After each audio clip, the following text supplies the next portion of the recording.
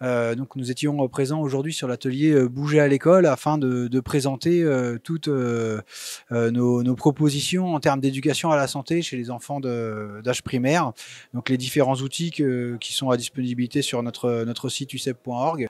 Donc que ce soit l'attitude santé, l'outil Robot et compagnie, tout ça synthétisé, tous les outils pardon, synthétisés dans un document qui permet de faire le lien entre nos outils et le parcours éducatif de santé du ministère de l'Éducation nationale.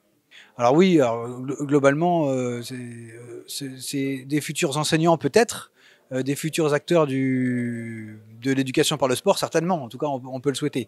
Voilà, donc c'était effectivement important pour nous d'être présents sur cet éducathon, justement pour accompagner la réflexion, parce que bon, du coup on était là en tant qu'experts pour essayer de guider des jeunes militants, des jeunes étudiants dans cette démarche. Voilà, donc c'était intéressant pour nous d'être là et puis d'entendre un petit peu des idées parfois innovantes, parfois un petit peu fraîches, et d'essayer d'orienter les questionnements, d'ouvrir les portes pour les aider à avoir une réflexion, une vision plus globale de l'ensemble. Le terme, bouger à l'école, c'est un atelier qui était globalement assez ouvert en termes de thématiques, mais qui s'appuie sur différents temps.